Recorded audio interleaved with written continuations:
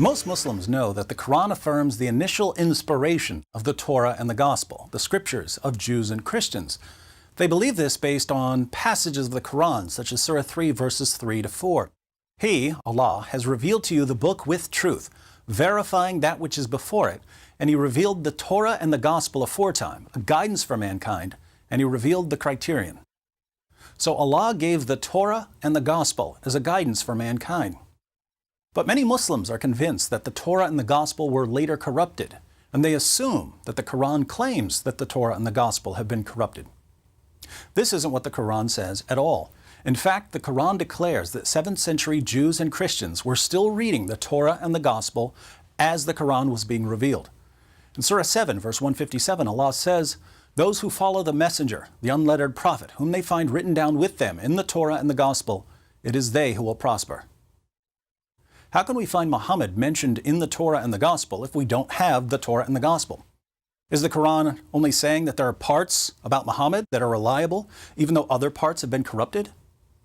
How would we know that the parts about Muhammad weren't among the corrupted parts?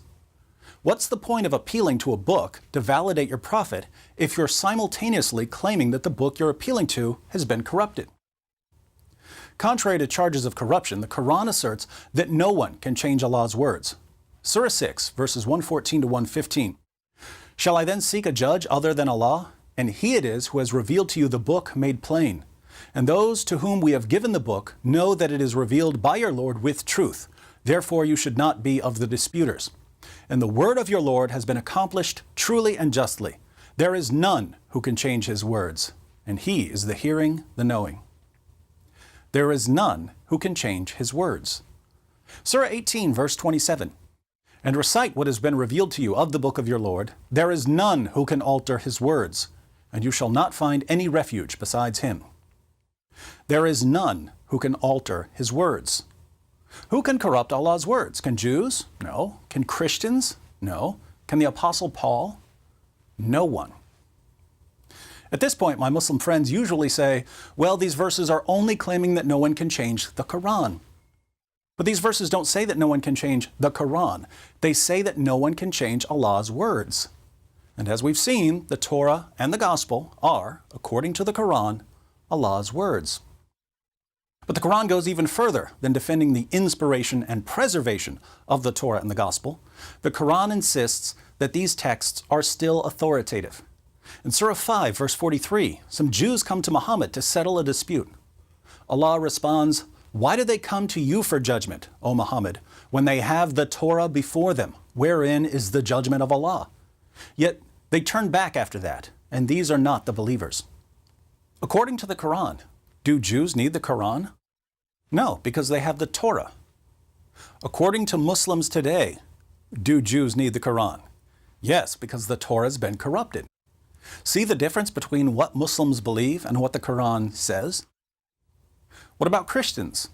Just a few verses after Allah tells Jews that they don't need Muhammad, Allah commands Christians in Surah 5, verse 47, "Let the people of the gospel judge by what Allah hath revealed therein.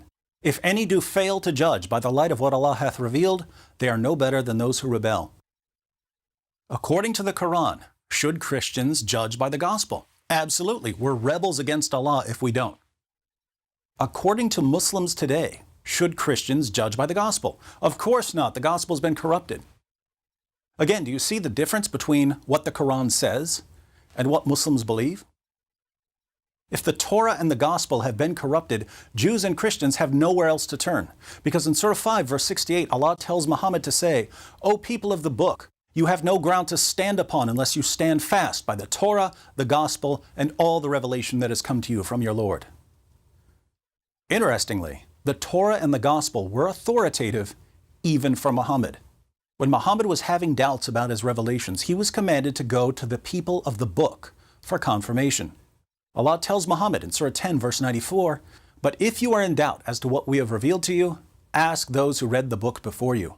Certainly the truth has come to you from your Lord. Therefore you should not be of the disputers." So the Torah and the Gospel are authoritative, not only for Jews and Christians, but also for Muhammad himself. Muslims who deny the inspiration, preservation, and authority of the Bible are therefore contradicting the Quran.